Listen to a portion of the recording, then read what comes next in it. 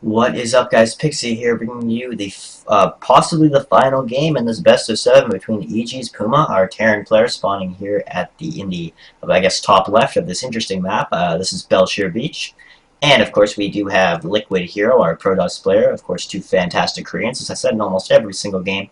This is a very interesting map, as these two players just sort of get their basically base economy started at the beginning. Let me just explain to you this map a little bit. Of course, I originally thought this map was islands just by themselves, but no, in fact, this water is shallow enough for you to walk across as the scantipedes are just sort of roaming around.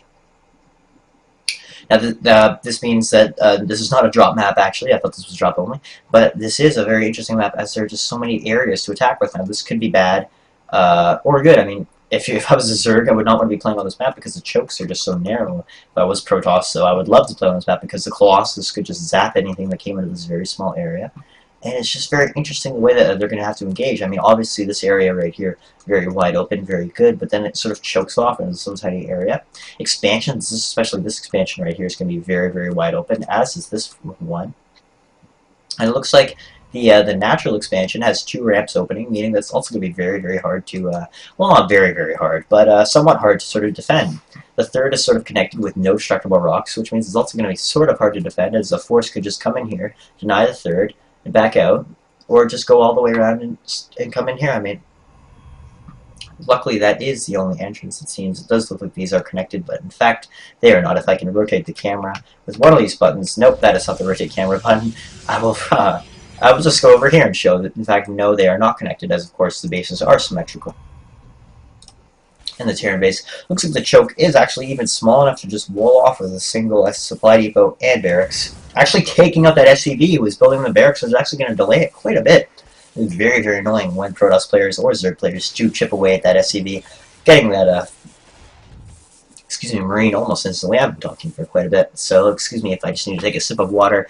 I am not a caster of D9's level. I cannot go for hours, which could be taken in many a way. Looks like this is also a very interesting area that you can just sort of even put a siege tank up on to get that extra range. A siege tank here could cover basically the entire expansion.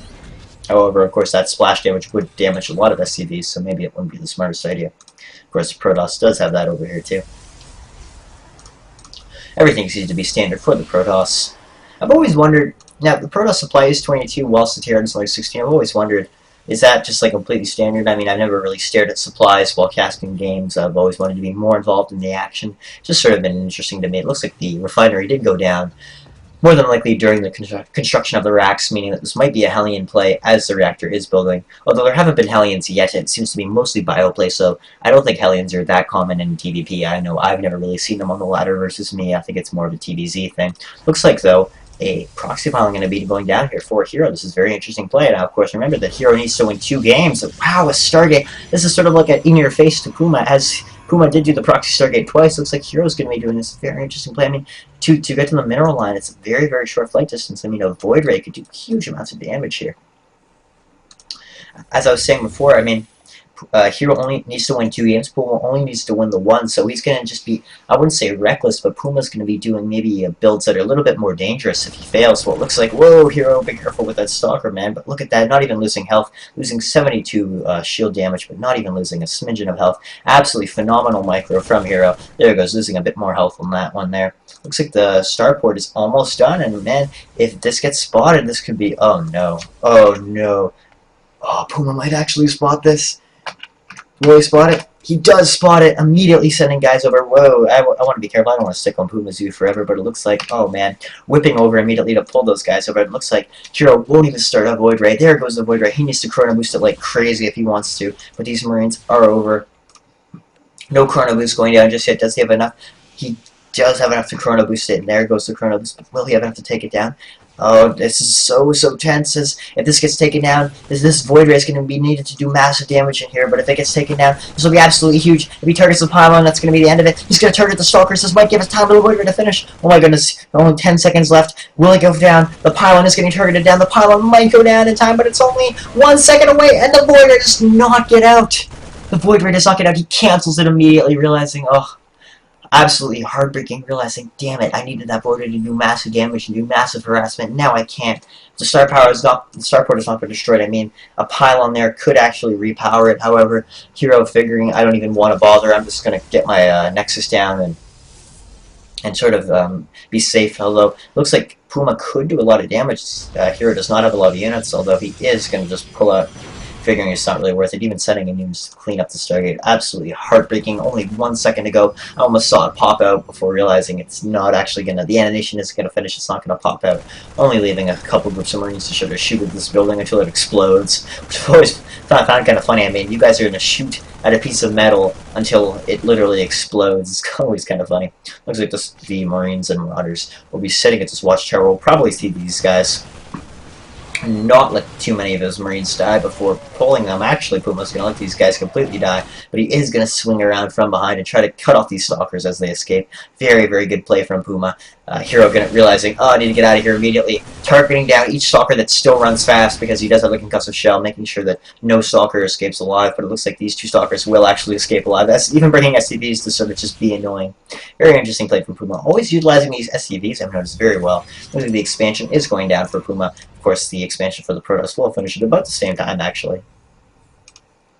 They will head back to base as, wow, the stalker just getting up in his face, just being very annoying. Looks like even throwing down force fields to sort of take out these units, but it looks like Puma will have to pull back, realizing, hey, I don't really have enough to take on this many forces, even sort of sacrificing this last sentry as he throws down a force field, so he can't do too much damage to Puma's force. The Stargate is not dead yet. Will you consider this? I mean, putting a pylon down could actually repower this, and I'm not really sure how good a Voidra it would be right now, as there are a lot of Marines out, but this could be very interesting play. It looks like proxy pylon will get taken out, as this is a very aggressively placed proxy pylon. Puma just going all out aggression in this game. Although these force fields are very good, sort of sectioning off the army.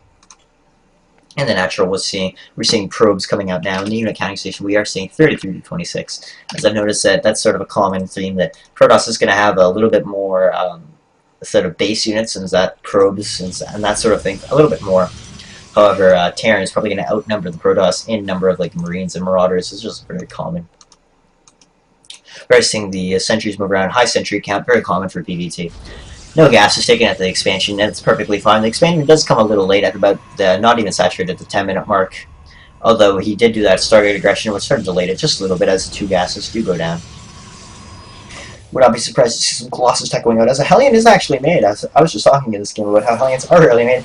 Even throwing down a force field, great control from HerO, as though the Hellion will scoot on away.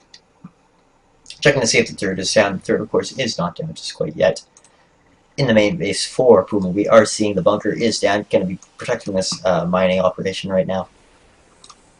Would not be surprised to see, yep, I was actually just going to comment on it, I'd just take a little sip of water, but it seems like, yes, the double medevac production is coming out right now, as the factory is no longer necessary. It will fly off into nothingness, as he does not plan on making more than 1 starport. Of course, the factory is necessary for starport making. He's just going to basically use this as a meat shield, basically going to be taking, it's sort of like a point defense drone in the sense that it will, stalkers will shoot at it, and they will shoot at it over these guys if they're not microed correctly. Stim is also done for the student group, so the medevacs will be coming out very shortly to aid him. +1/+1 is coming in for the Protoss army right now, and we are seeing double forge production, which I've noticed that Puma is really favoring. HerO, rather. I always get these names mixed up, excuse me. HerO will get to double forge, and the Twilight Council is going down as well. I just need to find it. One of these buildings, more than likely. Actually, no. Twilight Council is going to be somewhere or other. Up here? No? Well, this is just made a fool of myself. But there is a Twilight Council morphing. It is finished now. So that was his Twilight Council. Wow, it's good. Silly me. Regardless of that, he is getting solid leg speed, which is going to be necessary. Factory is out doing just a little bit of scouting. Stalkers are going to be pulled to start shooting at it, or not. They're actually just going to pull back immediately, obviously being scared off by the fact that it's a floating fucking building. Excuse me for my language, but dude, it's a floating building. I mean, how often you go outside and you just see a floating building? And we do see Puma did scout that entire force, which is somewhat scary force. Excuse me, I'm just going to take a sip of water while you follow this force move in.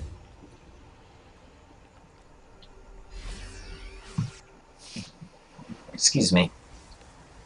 Now this force does move in. It's actually decently scary and actually might kill a couple probes, as we see. HerO is going to get into position.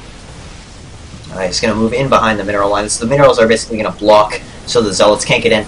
Good force fields coming in, but will there be enough zealots? Even loading them up into the medevac as he's actually using the force fields against HerO right now as he's hiding behind them. The zealots can't get behind. He's targeting down each zealot as the zealots can't get in. He does massive damage and then just picks up and leaves. Absolutely amazing play using HerO's own force fields against him. Incredible. Never really seen anything like that. Of course, the Stargate is over here.